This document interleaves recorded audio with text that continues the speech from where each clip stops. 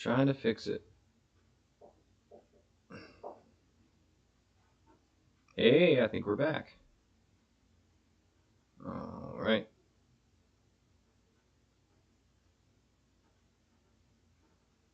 I will wait. Sorry about that, for anybody to reappear if needed. If anybody comes back. I'm not sure what happened.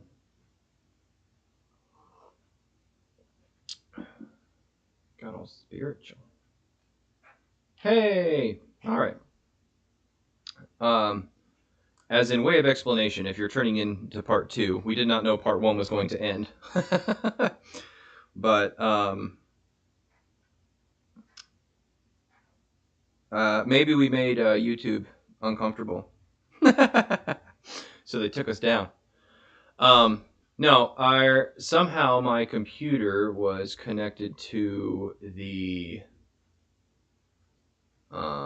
cell phone hotspot as opposed to our actual internet, which sometimes we do, but I didn't have the hotspot turned on. I don't even know how the internet was working for the first half. Let me put it that way.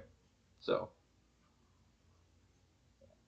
as long as everyone is back, it says it's having a hard time with my data. Doggone it. Oh well. We'll have to do the best we can. As long as you guys can hear me okay, I guess you'll just have to imagine the mustache in your heads.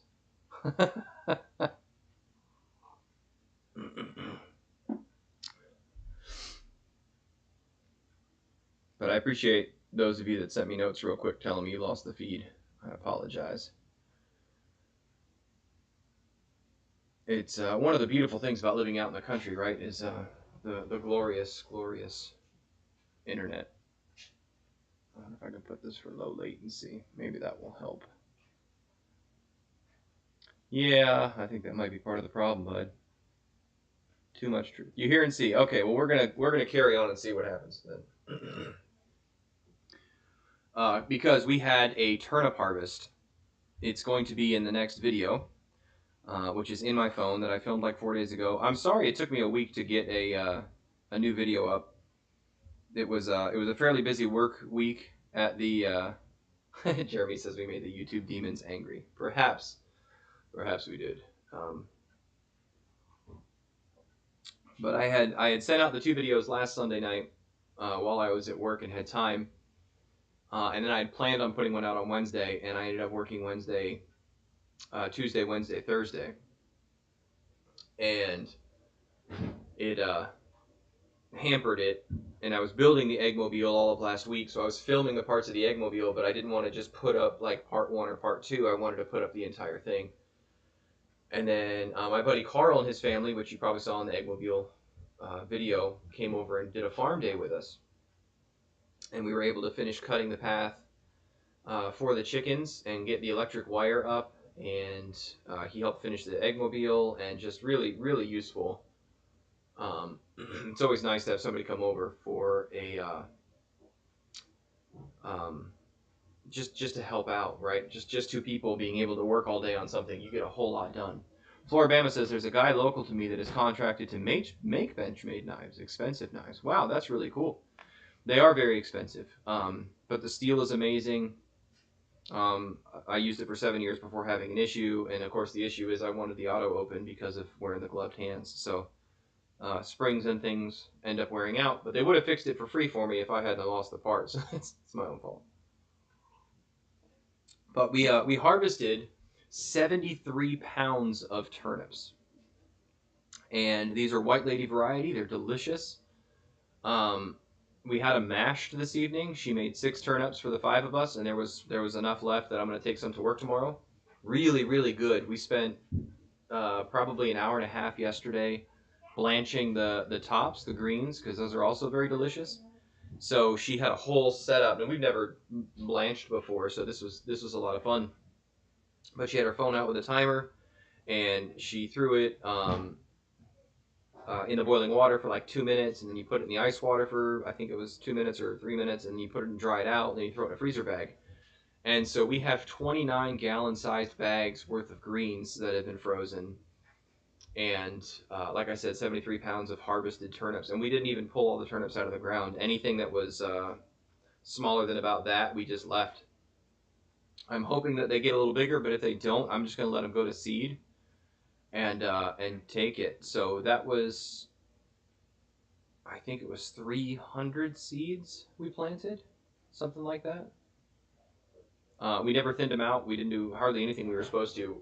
We just had moved in, and if you watch some of the earlier videos from when we got to the property, we were just kind of throwing stuff in the ground because it was the end of the season. We got here in the end of August, and I think it was the first or second week in September. We tried really hard just to put food in the ground, just to see what would grow, to see what the animals would eat, see what we would get a harvest on. And the brassicas did really, really well, so I'm excited about that.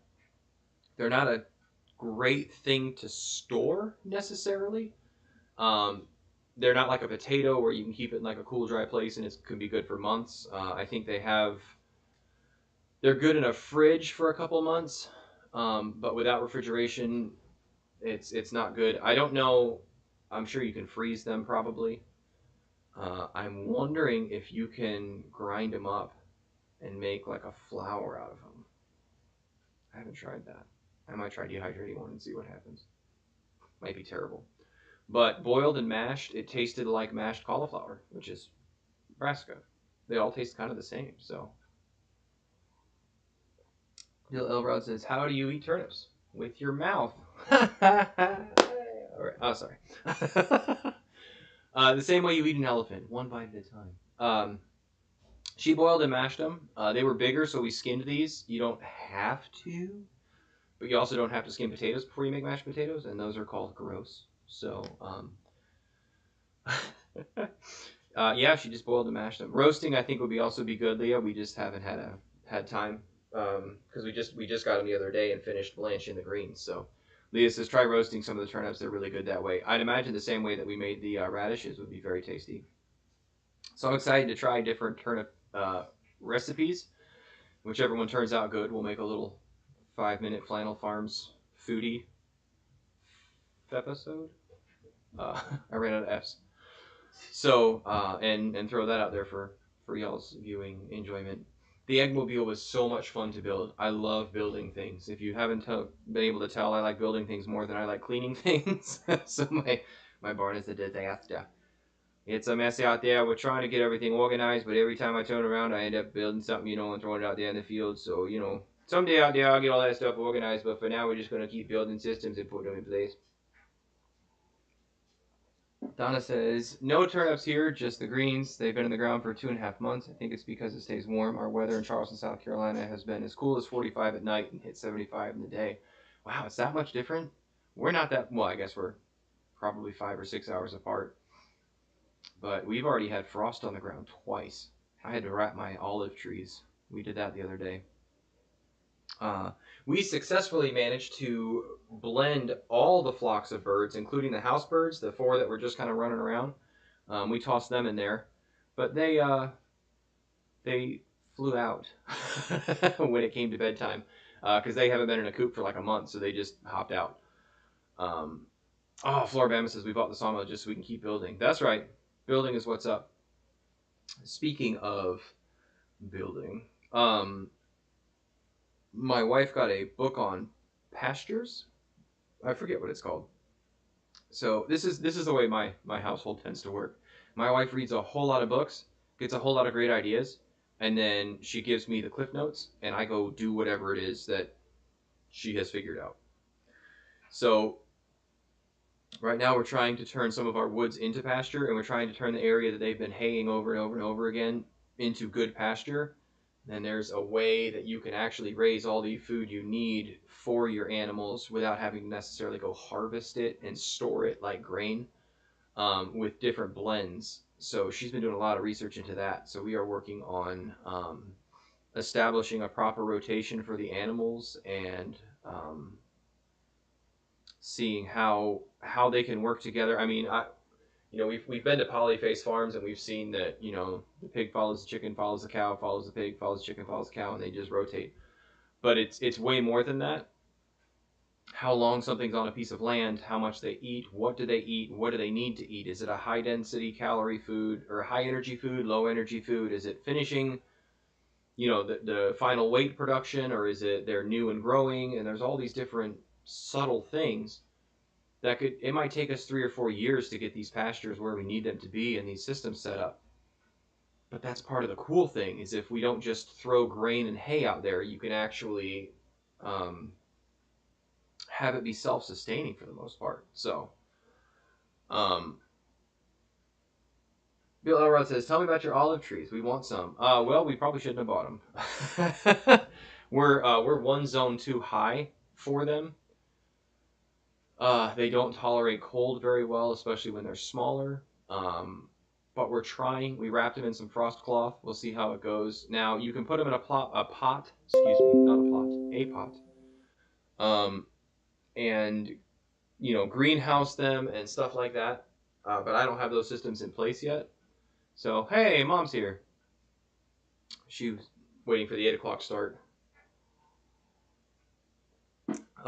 So I want to build a greenhouse eventually. I might actually build one over the olive trees because I think it's really cool to be able to make your own olive oil. I don't know if that'll ever be possible or if it's just too cold. But we're going to try. My brother's done all kinds of stuff about pushing your zone. And like anything else, it can be done, but how much effort is it for that?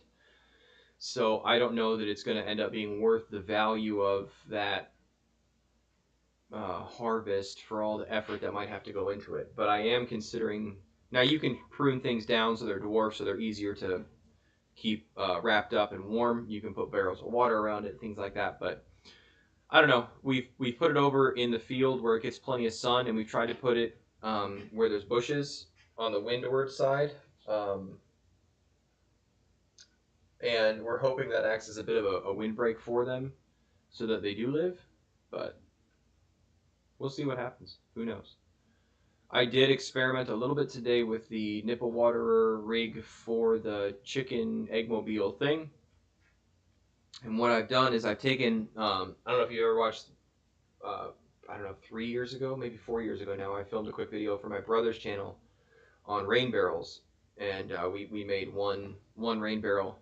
And I still have that rain barrel. We've taken it with us from the past 2 properties. And it has a spigot on the bottom, just a regular faucet, like for your hose.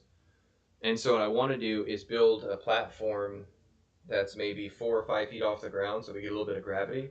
And then I took a board and I took some T-couplings for PVC 3/4 inch and a slip cap or an end stop so it has a flat surface, and then drilled through that and put the nipple water on that. And then I put them on a board with a hose clip, not a hose clip, a hose connection on the end, and then there's a Y or a 90 on the end with another nipple waterer. So there's 6, I think, nipple waterers on this thing, and I want to run a hose from the rain barrel, which is no longer a rain barrel, it's just a water barrel, through the netting, right? So I've got some boards that I've cut with V-notches in it that are going to keep it from touching any of the netting so it doesn't ground out or electrify the birds when they try and take a drink.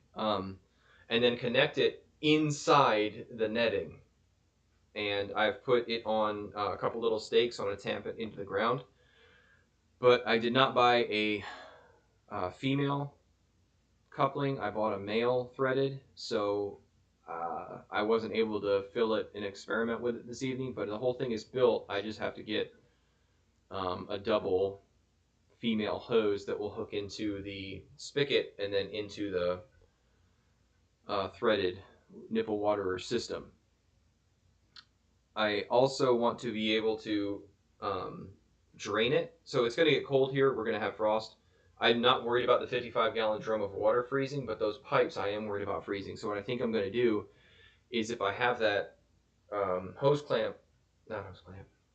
faucet in the barrel, I can turn the faucet off, and then I want to make sure that I have a way to drain the system, so when they go to bed at night, I can drain the system and then the barrel should stay nice and liquidy. And then in the morning, go out when they go out and open it so that it goes out. There's always insulation you can wrap those pipes in and things like that, but with the nipple water having to stick out, I'm not sure how well that's going to work. So Jeremy B says, other than turkey, what is your must-have dish for Thanksgiving? Floribama says sweet potato casserole, which is delicious, but is that with marshmallows, Floribama? Because that's very important. Jeremy V says, I'm going to get a fig tree this year. Been told there are some varieties that will grow here in VA. There are varieties that will grow here. Bill Elrod, who lives even further north and west of me, has figs all over the place. What type of figs do you have, Bill, that grow up here? Sausage stuffing. Interesting. Now, is that like regular stuffing but with sausage, Carolyn? I think really fluffy, like yeast rolls are amazing. My wife does make an amazing sweet potato casserole with, of course, the marshmallows all browned up on top, which is like eating dessert. Cranberries I could take or leave, just not really a thing. Of course, mashed potatoes with gravy, lots of gravy. Gravy is a must. Can that be it's not really a dish, it's a condiment. But really, I mean, if you don't have gravy at Thanksgiving, the rest of the dishes really aren't worth having. And pumpkin pie used to be a favorite when I was a kid, and I still enjoy it. But I think because in the past 20 years, the pumpkin pie spice thing has taken off so much that it might just be by the time you get to Thanksgiving, you're already pumpkined out. I don't know.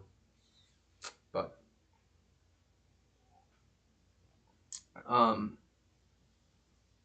so today I was able to go out into the woods a bit. We had some time, and I've cut another section of woods out. I've made another trail in the woods, and we should be able to put a hot wire for pigs on that. So, Bill Elrod says Chicago. He said Chicago Hardy. Chicago Hardy, Celeste, brown turkey figs grow well. So, Jeremy says sweet potato casserole is a vegetable even with marshmallows. It counts. Definitely counts. Gravy is like bacon. It goes with just about everything. Amen, Adam. You know, we make sausage gravy. Maybe we should try a bacon gravy. Think that'd be good? Or would it be weird because it's crunchy? It's an interesting topic. We'll have to delve into that more in the future. But I was able to clear. This one isn't as wide as the last one I made. The last one I made, I was trying to think of driving a golf cart or a four-wheeler through it, like checking on animals, and it's just not that important to make it that wide. So this one I cut, I think, is about 7,000 square feet, and I'm going to be able to put a hot wire on it and walk around it, and we're hoping to put some pigs in there fairly soon. I want to build a corral for them with double gates, so you can, open the gate, walk in, close the gate, and then open a gate, and either get them in there and close the gate or go to them. It also will be where I can back a trailer up, so if I need to move the pigs, you can get them into the corral, close the corral, open the other side, shoo into the trailer. We're going to feed them in the corral so that they'll get used to coming there. And I have to build probably an A-frame type structure for them so that they have a place to be out of the elements, where they have a nice place to lay their heads when they've had a weary day of foraging. Tammy says bacon gravy is much better. Hoorah! I'm gonna give it a shot. We found some guinea hogs, American guinea hogs, for sale here locally for not much. I think they were $50 a piece, and they're weaned. A buddy of mine here locally also has Ossibald and closed hoof, solid hoof pigs. Apparently it's an old rare breed. I'm not sure what type we're going to get yet, but I'm really trying to get the area ready for pigs, because once I get pigs in there, they can start underbrushing in those woods, and once I get that done, I can start clearing those smaller trees out, and once that's done, we can start the pasture plan for the cows. So it's all kind of working its way together. So Jeremy V says, what varieties of tree do you have in your woods? Hardwoods or pines? Mostly hardwoods. There's a few pines, so our soil is not very acidic. We found several hickory-bearing trees, hickory nut-bearing, and they were tasty hickories. Apparently some are terrible and some are good, but these were very tasty. Tons and tons of poplar, several oaks, but most of them are smaller. There's bigger trees around the house and the barn, so when you see those videos, you see these really big trees. But when I'm out in the field, if you look kind of over my shoulder, you'll see the tree line is very short, and that's where we're kind of cutting through and trying to get ready for pigs, because there's 3 acres. I have an L in my property. I'm gonna sketch for you. Is that okay? I'm not a great artiste, but I'm just gonna draw kind of the top half of our property for you. So if I was really clever, I'd have all this open source broadcasting stuff and be like clicking buttons and popping things up on the screen, but I'm not that clever. And we have a section like this that are young trees, and then we have the field, and we have garden. All right, let's see if this makes any sense.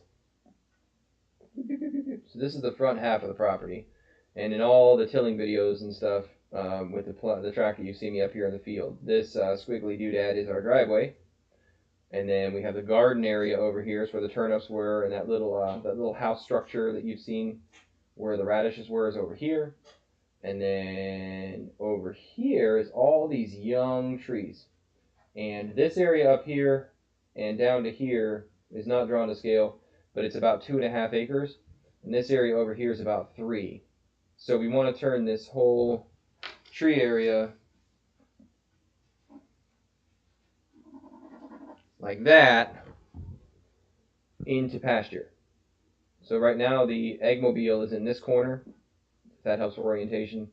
And then I cut another line in the woods. It's really hard to draw upside down and backwards. Right about here. So that goes in and up. So this is the corner we're working on right now. Yay! So that's the plan. So I'm trying to get the pigs in those woods. Now, the house is over here, and then like the barn is over here, and then the cottage is over here, and all of this. There's the house. That's the start. Yay! The barn's over here, cottage over here, and then back here is more of that same type of woods that's up here. So lots of poplars and young trees. And we're talking about once we get the front area cleaned up, I might move the chickens toward the back, behind the house instead of being up front for a couple reasons. It's a lot closer to our water source. It's closer to the house. It's easier to slop, easier to get eggs. I mean, right now we walk 800 feet to get eggs and stuff. So I would like an animal up front or 2, like the cows up there, that are going to be need less daily attention. So Donna says South Carolina, or at least Charleston area, is almost the same temperature as South Florida. We do occasionally get snow over so many years, every so many years. It freezes at least twice during the winter. Yeah, that's a lot warmer than I thought it was. Of course, Fort Lauderdale is actually not terrible because it's close to the ocean, but like Ocala is like living on the surface of the sun.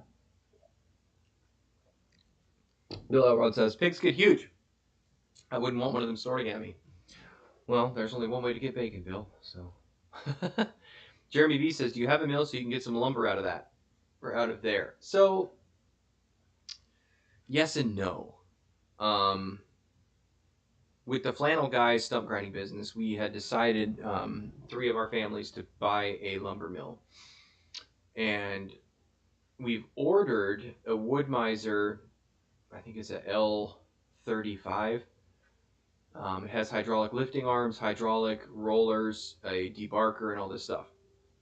It's a very expensive piece of equipment. It's about $27,000. We ordered that when lumber was at its peak, and there's a 66-week wait. So we bought that with the idea of potentially driving it to people's property and milling wood for them on their lot with their wood, with their trees. And then, 50, 75 bucks an hour or something like that.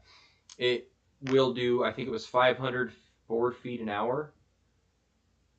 But I have since bought this property. The trees are not really big enough to mill yet, but I still want a lumber mill because I have a truck and a trailer, and I can go get logs from people or offer to cut logs and get the free lumber, basically. So um, I'm not sure what the other two guys want to do yet, but I think we might drop it down to a cheaper, less mobile one because we didn't have the land to set up a lumber mill before. We had a place to store it, basically, but we all lived in the city, so I was just going to park it in my backyard and then drive it to people's property. But now I actually have a place where I could build a structure for it, set it in place, get a winch. I have a tractor. All those things I didn't have before that we were trying to build into the price of the lumber mill. It was going to be cheaper to buy a lumber mill on wheels that had hydraulic arms and a winch and all that stuff than it was to have all the stuff separate. So that being said, I don't have a lumber mill, but I sort of have a lumber mill. I really want it here. I love sawdust and wood, and actually it would make sense because I could then take all the sawdust from the lumber mill and throw it into the eggmobile and use it to soak up chip poop. So, yeah. With woods on the property, you will have a never-ending supply of stuff to build. And great soil, Bill says. Yep. And also, we're planning on trying to, in the back behind the house, thin out the woods so that they grow proper, straight, and true, more like an actual stand of trees. Because even if I don't ever get to mill those trees myself, if I have the lumber mill, my kids will be able to do it. And so that's kind of what I'm thinking of. Again, this refers back to the value versus cost type thing. A lumber mill is never going to be cheaper than it is right now. So if I go ahead and get one and we have one, even if I don't use it to its fullest potential in my lifetime, it's something the kids will have. So I am constantly evaluating those types of things when I buy equipment. Will my son make good use of this? Will my daughters make good use of this? Will my grandkids be the ones cutting the woods for their house with equipment that I have purchased? I don't know. But that's how I like to think about it. So, Donna says, I have also discovered that what I thought was moldy fungus growing in my garden is actually moss growing. My ground state's so saturated. Oh no. Not sure what am I going to do about gardening next summer. Wow. I don't know. I don't know how. I mean, that's awfully wet. I mean, there's the obvious answer of a raised bed, but I don't even know if you can make it raised enough, or if you can make it kind of sloped and put a French drain around it, or is it in that big of a ditch? A sump pump? I don't know. I did make a rain garden, and that worked pretty well, but it wasn't edible for the most part. Donna says, my daughter lives in Fort Lauderdale, family in Ocala area too, lived all over in Florida. Yeah, so did we. It's kind of cool having seasons for the first time when we moved north. I remember watching the leaves change and just actually living through it as opposed to just driving through it on vacation. It's amazing. The leaves are changing here all over the property. It's so beautiful. And it's still not so bitterly cold out that you don't want to go do anything. So,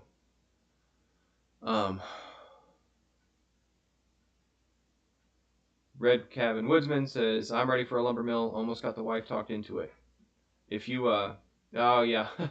His next line is just need the money. Just need the money. Yep. Can you use wild rabbit poo? Get lots of it in my yard sometimes. I don't see why not, actually. I don't think rabbit poo is a hot compost, so I'm pretty sure you can go ahead, right ahead and use it. I'm pretty sure chickens like to pick through it too. Speaking of, me and my son went hunting the other night, and we harvested a rabbit, and the shots weren't great. It was kind of a gut shot, but we were able to harvest the thighs, and so we're going to cook those up tomorrow. So, LiberNet licenses, Brian gets an A, all equipment excluding internet, a B internet, C, okay, grading over. Yeah, the internet's terrible. Now, supposedly Starlink is coming to the area in the next couple of years. That's Elon Musk's take over the world Skynet kind of thing, with 150 megabytes a second, like all the time, and upload speeds that are like 3 times faster. So hopefully, if that's the case, I can start funding SpaceX. Red Cabin Woodsman says, surprising how most people don't think they're generational wealth. Glad people in this community do. I'm with you, man, 100%. Um, and that was part of what my big spiel was in that video that lost me subscribers. Was it's something that previous generations not, and again, these are blanket statements. Not everybody in every generation thought this way. There's always outliers, but the general consensus was, you know, go to college, get the fancy job, you know, the little suburban life and your 2.5 children and your white picket fence and your 401k, and then you retire and move to Florida or Florida, depending on how you like to say it. Boca Raton. Um, and there was little thought given by people into, you know, the kids. And of course, a lot of that generation worked, you know, worked their way through school and these kind of things, and had different types of opportunities. Each generation has its own opportunities, right? So that's something else too. Our generation has been granted opportunities that didn't exist in other generations. People very, very rarely got rich quickly in the older generations without building happen. I mean, there was a guy I was reading about who invested in one of the coins, Shibuya or Doge or whatever it's called. And in January of this year, he put 8,000 pounds into it. He's a English fellow, and he put 8,000 pounds in it, and he got 1 million back when he sold it all in August and quit his job in the factory. So there are things, you know, people that invested in Yahoo early and Amazon early that just didn't exist before. Of course, we've also seen the housing market crash like 3 times. We've watched the economy crash 3 times, and inflation is at its worst rate since the late 70s. So, but each generation has its own challenges. But I think we can insulate our kids from a lot of those challenges, potentially, if we think generationally. And if we teach them to think generationally too, right? Because if you think generationally and your kids don't, it ends with them. It just does. So, and that doesn't mean you don't train them to be their own person or live their own dreams or, uh, you know, pursue their own interests. But knowing where we fit in this world is huge. And that's, again, where the faith comes into it. But, um, I lived that license says no super chat option. What's the hold up here, brother? More subs, views, published time, something else. So we need more hours watched, brother. I think we're at 1,700 hours watched since we started the channel, which is cool. It's great. It's a huge. I'm blown away. I'm so pleased that you guys are here. I can't believe that we're doing live streams and you guys are hanging out with me. It means the world to me. I mean, we went from 0 to 1,400 subs in, what is it? We started in May. So, and I know a lot of you've come from my brother, and it's because I'm standing on his shoulders, but the fact that you came over and hung out and thought it was worth staying, it's amazing. So we got to get to 4,000 hours watched. So what I need you all to do is tonight make a playlist of all my videos, and when you go to bed, hit play, and just put it in a corner and let them roll. Actually, if you want to, it wouldn't hurt my feelings. But, so, yeah, we've hit the number of subs. We've passed the 1,000 mark. We did that a couple months ago. And now we're just working our way through hours. The channel is averaging, if you want to get real behind the scenes on things, we're averaging about 528 hours of content watched every 28 days. So we should hit that 4,000 hour mark by February or March, assuming things don't explode, which they might. I mean, explode in a good way. Who knows? You never know when a video is going to be popular or not. So, and then Simon says, do I make or use swamp water? I haven't yet. So I know a lot of you have come from my brother, David the Good. May your thumb always be green. And he's been gardening for decades, and he has explored all kinds of options and had these things. I have been working like regular jobs for decades and trying to fiddle fart experiment around. So I actually am much better at building things out of stuff and making things work than I am actually at. I know very little about gardening and probably even less about homesteading. But I know what I want to do, And that's what we're working towards. So there are all kinds of things that I want to try. I want to try biochar. I want to try putting tons and tons and tons of leaves in my garden beds. I want to try his fetid tea swamp water. But I still have a full-time job. We're raising the kiddos, and I'm trying to build systems quickly as I can. So I haven't had time to do some of those things that I want to do. But it's just prioritizing my day. The chickens were getting big, so I had to build that eggmobile so I could put the other flocks together. So I had space for the Orpingtons and the Delawares that we ordered like the week we moved here. We were like unpacking and planting at the same time because I knew the supply chain was going to go wonky. It had already started to go wonky. I don't know how quickly or how long I'm going to be able to get things. So the solar brain for my electric fence I've ordered. The microphone we kicked through because I thought it was vital because who knows if there's going to be one available. The premier netting fencing. We're just trying to get the things that I don't know if they're going to be available next year. Now, you can make swamp water with, a trash bag and a hole in the ground. So some of those things that I want to do but haven't had time to do have been pushed to the back burner. So, Liberty License said, "Did you curse at them? Why would you lose subs?" Well, I think it was faith, and if people want to see homesteading and then they watch a live stream and we don't talk about homesteading the whole time, they might leave, and that's okay. I'm learning a lot of this as I go, and I'm showing what I'm learning as I go because a lot of the homesteading channels you watch are they're experts, which is great. I mean, that's why you watch them, because they will tell you the best way to do this, the fastest way to do that, the most tastiest or whatever, because they have generational knowledge in some cases. In other cases, they were doing it for, the Deep South Homestead, those guys have been, I think they got me by 20 years, and they've been doing it their whole lives. So they have 50 years worth of experience at doing what I started doing like 2 months ago. I watched parts of their second or third giant hoop house greenhouse, and I'm just like, my mind's blown. But sometimes people like to watch people start from scratch, so that's what we're doing, and that's what I'm throwing up, because I have also, when you watch somebody that's like, and now you take the can, and then to preserve the animal you just do this, and everything is like flawless. It's like watching Bob Ross paint, right? He makes it look so easy. Then you just little happy trees and just a little bit of gray here, and then you put some on your knife, and it's not so hard. And you just and there's a mountain, and you're like, what? And I look at my thing, and it looks like my cat threw up on my canvas.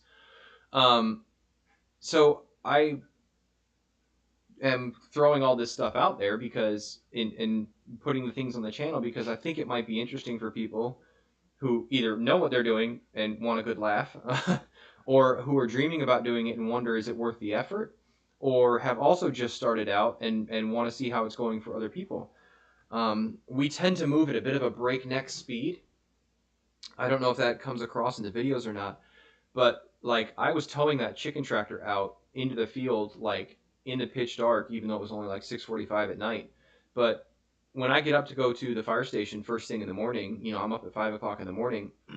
I prepare my food and coffee, or I take whatever out of the fridge the wife made for me. Don't be offended, I call her the wife. She's okay with it. Sometimes she calls me the husband. Weird. And I drive out to the front field, and I was letting the girls out, the chickens out, and letting them go to the woods, and then making sure that they were, put back at night, and make sure that the baby chicks have some food. And all that's done before I even leave the property to drive to my 24-hour job that sometimes has a 72-hour thing. And then when I come home, I don't tend to get home till 9:30, almost 10 o'clock. Sometimes I buy stuff on the way in to do projects, and then I work the entire day on things. I took a nap today for the first time, like a 45-minute nap. It was glorious. I can't tell you how long. Except when I'm at work. I try and nap there. It's a good place to nap. They pay you there to nap. So, but I wanted to convey what you could do quickly if you put your mind to it, kind of thing. So, anyways. Donna says, that is what I have now. Raised beds, 4x8. We live in an HOA that has wetlands and a retention pond behind our house that does not get cared for properly. It needs to be dredged. Drudged? Yeah, that makes it tough. Bill says, glad you're starting young. Our kids have no interest in what we're doing. Not yet, Bill. Not yet. But they might. There's time. Rip says, this is one of my favorite channels. Keep up the good work, man. Thank you, Rip. I appreciate it. Bill says, dumb brother, give you some hours. Thank you very much. Your pool is full of swamp water right now, Jeremy says. Carolyn says, the Bible and homesteading go together. God has blessed us with the animals and the plants. You got that right, Carolyn. And actually, when we were reading this book, actually, my wife was reading it. I already told you that. I won't even pretend. And the systems that are in place with the animals and the way that like a cow's hooves will actually press the seed into the ground enough to plant it, right? The whole system works together. It sounds very much like the Garden of Eden. So, trees need to be happy trees. You got that right. Donna says, the ones I watch is you, your brother, and Roots to Refuge. Some because of knowledge, other reasons because of fun, and most importantly because of honest, open faith. Well, I appreciate it. Amen. Roots and Refuges looks pretty cool too. So, but my problem is I don't have time to watch YouTube. I try and keep up with my brother's videos. I like Sean the Modern Yeoman. I like Sean's a lot because he kind of shows, in some ways, the humdrum of everyday homesteading. He doesn't really glamorize it or overdo it, and he's very, very artistic in the way he sets up his camera angles, and I find it fascinating. I learn a lot from just the way he makes his videos. But he and his wife Holly are also Christians, lovely young couple, and they have left the daily grind and are making a go of it full time with the homesteading and the YouTube channel. So if you get a chance to check out the Modern Yeoman, he's a good guy. Donna says, here we say the other human to be politically correct. Donna, this is a true story, so you can all be offended if you want, but it's the way I live my life, by golly, and I'm gonna live it. And so occasionally I will call my wife woman. And I, like when I'm looking for her when she's out in the field, I'll go, woman! And it's normally something I do at home. I probably shouldn't share this here, but because we joke that the way we met was I bonked her on the head like a caveman and drug her off to my cave, which is close to true. But we were at church one day, our previous church, getting ready for band and practice, and she was out somewhere, visiting with people in the fellowship hall where we play. And so I said, woman, to get her attention, and like half the members of the band whipped around and were like, giving me the old, was it hairy eyeball? And I said, I don't know why people get offended at that. I said, because I tell you what, if she walked through the house and went, man, I'd be like, yes, dear. And actually, the other guy that was there, the bass player, was like, oh, I'm going to try and get her to call me man. It's just funny how people are different and why somebody might find one thing offensive. She does not find it offensive when I call her woman. And she occasionally calls me man. So Leah says, yes, your brother's how we found you, but you're the reason we're still here. We find value in your content. You stuck with us too. Once you're in the flannel family, you're in for life. Woo! Ride or die, Leah. I love it. I think we're going to find more people. I'm not sure how to get our message out with what we're doing other than pilfering my brother. I know some people have watched other channels and then made comments, and people check the comments and then they eventually wander over, but I don't really want to like advertise on somebody else's channel. So my nephew David's son is making thumbnails for us to try and make us more attractive to people who might not have clicked on us. I find it fascinating, some of the numbers with YouTube. With there's the things called impressions, and impressions are when it pops up, the thumbnail pops up when you're not subscribed or whatever, and people ignore it. But when they saw it, it registers with YouTube that it popped up on somebody's feed, and it's called impressions. And we've had like 150 or 200,000 impressions, but the click-through rate is like 4 or 5%. And part of that is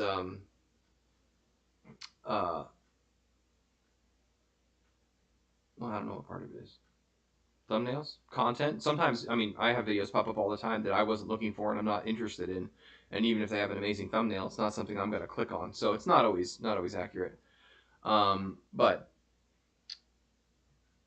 I think what's going to happen is as it happens over time, it's just going to build.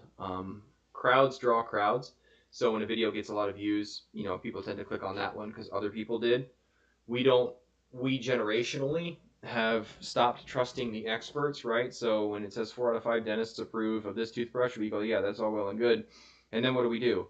We go to Amazon or whatever website we're going to buy it from, and you look at how many of us normal people reviewed it and how many stars it has, right? When I go buy a washing machine now, or a dishwasher or something, if it's not, used, I'll be in the scratch and dent section with the model number, Googling it, and I don't read, Dishwasher Magazine's article on this thing. I read how many reviews does it have, and if I don't buy anything with less than 1,000 reviews, and then I read them, like I'll read 50 or 60 different reviews, the top ones, the bottom ones, because some of the bottom ones are people are idiots, right? Like they didn't hook up the machine right, so it didn't work, and they're like, this stupid machine, I put the gas in and it didn't work, and it's electric, and you're like, well, So, and some of the 5-star ones are clearly paid for, but that's what we do. So the watched stuff is it helps with the views. So we'll get there. On one hand, if you've noticed the breakneck speed I do things, I'm very, very, very fast with things. So when stuff doesn't happen immediately, I can start, getting whatever. But it's very, very enjoyable.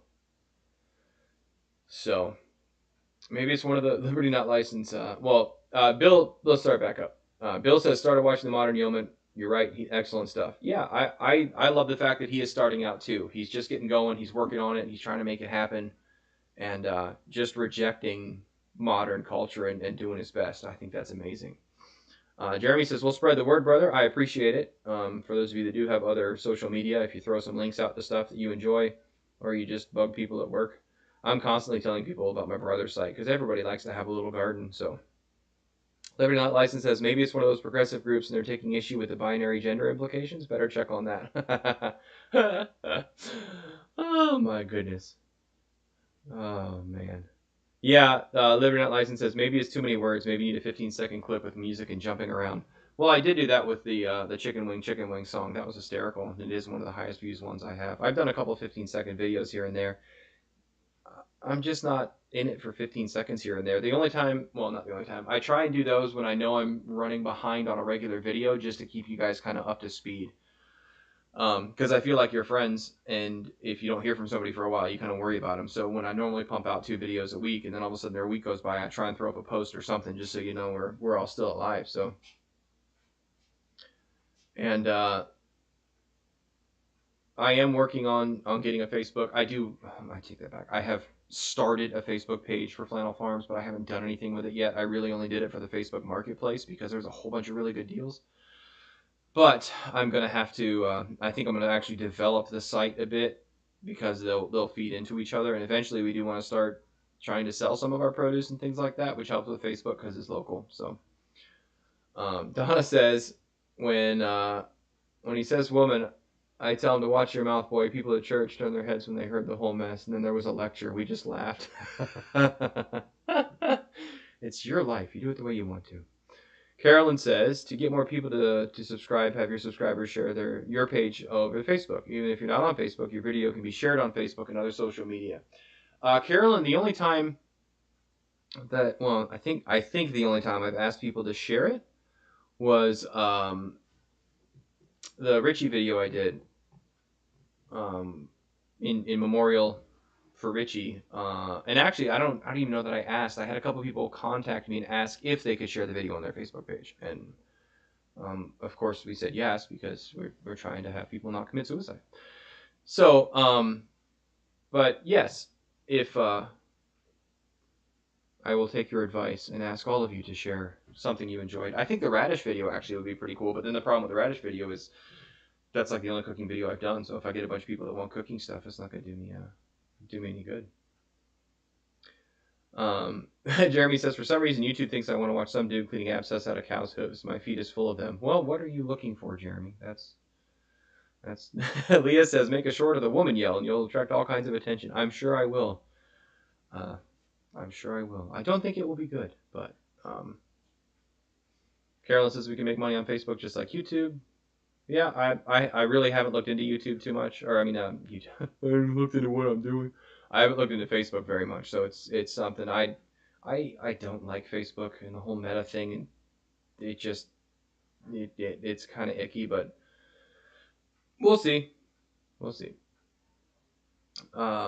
Liberty Not License says, well, I certainly, for one, appreciate the check-in business, Brian. I've been concerned a couple of times in the past about David the Gooden fan. Time's been trying indeed. That's true, especially during the pandemic when it was serious and people were like waiting in line for food and stuff. We were all very wondering what was going to happen. So, Simmons says, I appreciate and find encouragement when you reason out what you are doing based on your theological convictions. Well, thank you. That's part of why I enjoy these chats, is they allow the stream of consciousness to kind of flow, and I can play off of what you guys are saying, and but it really does give me a chance to share our theological worldview as well. Joe, hey Joe. Joe says, hello Brian, 47 minutes late, but I'll watch the replay later. Thanks. There's two of them because my internet went, so make sure you watch the first one. So Carolyn says, tell them every time to share. Maybe. I might do that, like and subscribe and share on Facebook at the end. Maybe we'll tag that in there. Donna says she found my brother through Facebook. That's really cool. Yep, and you can share the pages on the Homestead one. So Donna says Facebook has gotten mostly about ads anymore. I really don't know. I had Facebook 6-7 years ago. Oh gosh, longer now, 8 years ago. And when we moved away from Florida into Georgia, I got it because this was before we bought smartphones, and so I was able to post, like most of us, I think, family and friends, pictures of the kids and being born, and share our lives in a way that weren't possible before the invention of the interwebs. And but once we all got smartphones and realized you could share videos and clips directly with the family in a group chat, then I got rid of it, and I haven't had it for years. So Bill Elrod says, give us some property manager. Tammy hasn't seen it. Facebook is a really good app for people that like faces and books. I don't know what meta means, but it made me kind of nauseous. Goodness. So for those of you that haven't seen I think it was the What We Wish We Knew video. I tease my property manager. He's nothing like that. Him and his wife are lovely people. They buy eggs from us, and they're coming to the property here shortly, I think, to shoot some guns. But are we planning on cows for milk or beef, Jeremy? Yes, absolutely. I don't know yet. Honestly, I don't know yet. We found some Holsteins that were on sale that were weaned for $4.50, I think, per calf. Holstein's an older breed. I think they're mostly used for dairy. But the problem with dairy is you have to be able to breed them and then have the way to milk them. They make a lot of milk a day, and I don't know that I have a way to store it or sell it yet. So, but that won't stop me from getting them. It hasn't stopped me from doing anything before just because I wasn't ready. So I really don't know yet. I'm trying to get the wire up for the pigs, and once that's up, I'm going to work on cows. So Leah says, I'm not on Facebook either. I think if you're doing whatever you want to do, these who are supposed to find you will find you when they're supposed to, regardless of what platforms you're on. Potentially, yes, Leah. Obviously, God is sovereign.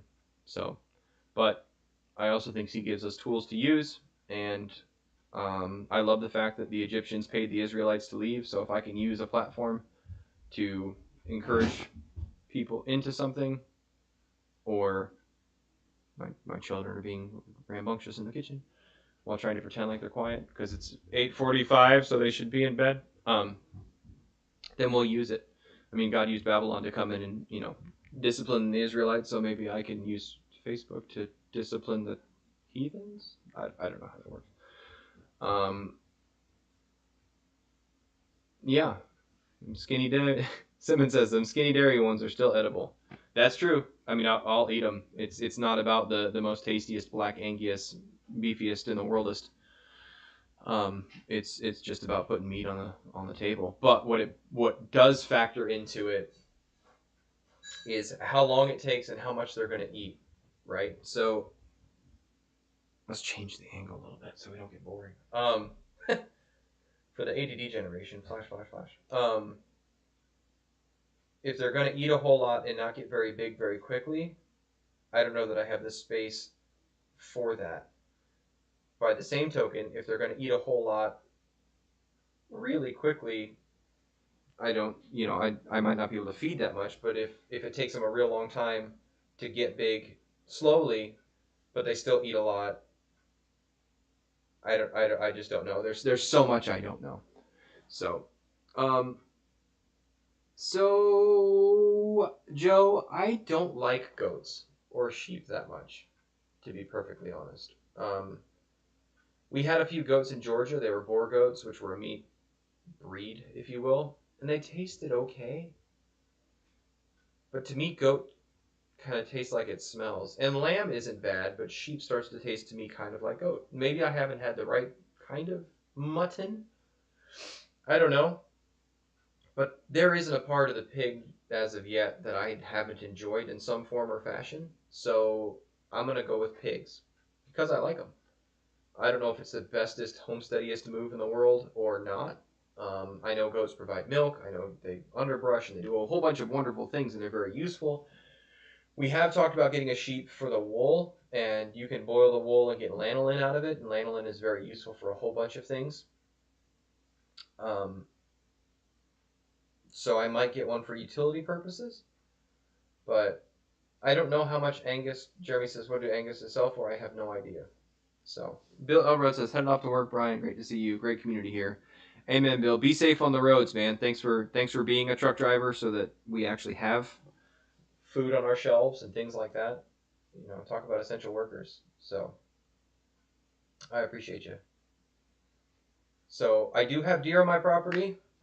Actually, the gentleman that I bought the Jubilee tractor from, affectionately known as Lucy, invited me hunting this Saturday, which I cannot go to, especially now because I've just said it out loud and I'm on duty.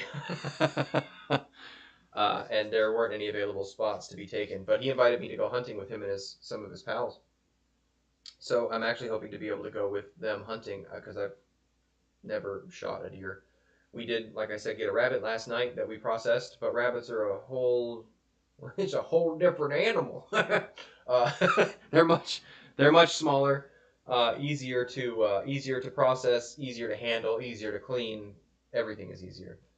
So I do want to get some time out in a blind on my property and try and harvest some venison. But even if I shot one at this point, I don't know that I have time to process it and put it in the freezer. And of course, you make the time for the things you won't. So I don't know. There's always something to do. So um, Simon says I bought 30 barrels for my goats. I have a badger on my mower, and I stuff barrels with it to make silage. It gets all the critters through the winter without having to buy hay. That's great, man. Tell me more about that. Liberty Not Licensed says a pond would be awesome. Water fish and water plants. That's true. We do have a little, I think it was like a looking pond in the back. I don't even know what size gallonage to tell you what it is, but it needs to be repaired. It's like half full of fetid swamp water, which I could probably throw on the garden. But there's frogs and stuff in it, and it stinks. But at some point we're gonna put that together. So canned venison is one of our favorites. I'm excited, Molly. I do want to try and get our own because, I mean, in reality, if you buy a gun, even if you buy an expensive gun, I don't know, how much is an expensive gun? $1,500, $2,000 for a 30-06 or something. I'm sure that's way over, but you buy thermal sights for it and, the bullets and everything else. How many deer do you have to harvest before that pays for itself? I don't think it's that many, especially with beef being $6-7 a pound right now. You harvest 70 pounds out of a deer at $5. what's that, $350? So 4 or 5 deer later, you've paid for your rifle. 4 or 5 deer later, it's free meat. So I think it's great. Carolyn says, grass-fed, grass-finished cows, milk, beef, in my opinion, the best way to go. Yes, they take longer to grow, but the benefits of no grain is awesome. Yeah, Carolyn, that's what we're trying to do. We're trying to get these pastures up. Actually, if you guys will indulge me and give me 20 seconds, I'll go get that pasture up.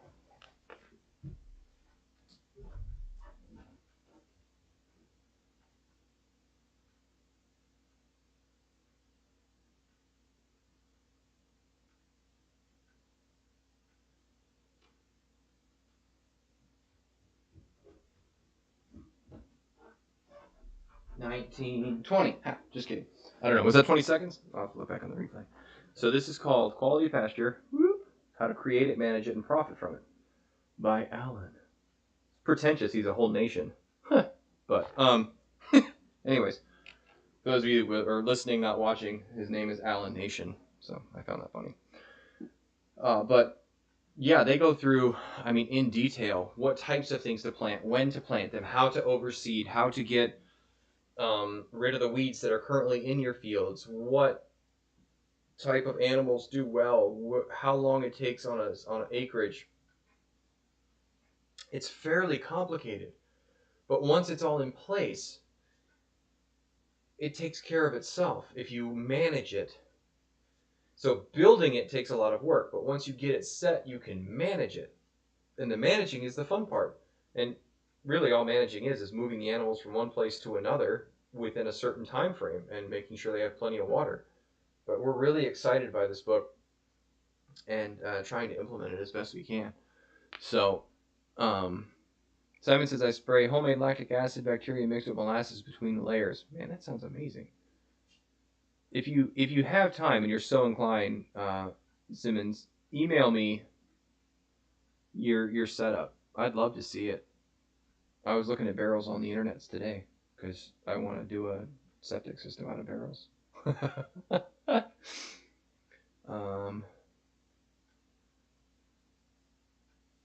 Have you harvested any of those lilies you recently planted? Hope soon to day lilies and try some flowers out. No, I haven't harvested any lilies. So, Liver Not License says maybe plant a small food plot on a deer trail. Could use both a draw ambush site and as chicken fodders. Where I there as the smoke full I go with used Marlin through 30 for 4. Okay, I see what you're saying. The firearm, cool. Yeah, I found some deer trails. Actually, this might be a bad idea, but where we're working on the pig enclosure area, I followed a deer trail with a mower, and it was very easy to get through a lot of space. Whereas the first one I did for the chickens, I kind of like, I want to put a lane here and a lane here, and there was trees everywhere, and I just kind of worked through it. But I did a whole lot more area, a whole lot faster following a deer trail. So part of the reason I planted those winter peas and the spring oats in the field that I did was to draw deer out, which has worked. I found them on the trail cam. I just haven't had time to sit on them yet. So why did David the Good change his channel name? I didn't know he did change his channel name. The Joe Salatin method is really good too, Carolyn. You're right. And I think actually where Joel got a lot of the information, because this book was published, I think earlier. I don't remember. But I don't know, 95. I don't know when I know Joel's been farming. You know, he's a multi-generational farmer. But it's the same. It's a similar thing to Joel with. I watched his talk on how he put so many cows on such a small area because their hooves trampled the grass seed in and things like that. So it's very similar, same vein, if you will. So, Joe says, I wonder what ethnicity last name nation is. Growing up, I distinctly remember a nation family. I don't know. I wonder if there's something in here about the author. Nothing on the back page. But, oh, well, the first one of this, it says, much of the information in this book has been borrowed from practical grazers in New Zealand, Ireland, and Argentina, as well as the North American prototype. Interesting. Cool. So, anyhow, it's getting late. I appreciate you guys. We've gone on for almost an hour and a half, and I was actually planning on just doing an hour. But we've had such a lovely talk this evening, I haven't wanted it to end. But if I don't get back to my bedroom by midnight, I turn into a pumpkin. um, unless you guys have any final questions or thoughts, we'll wrap it up. We should be able to do next Monday, I think. Yeah. But after that, we're going to have to switch days, so don't panic. But the 3 Mondays after that, I'm going to be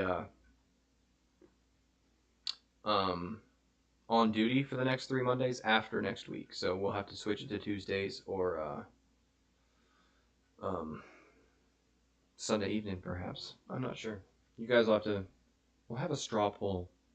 If I had Twitter, we do a Twitter poll, but I don't. So, um,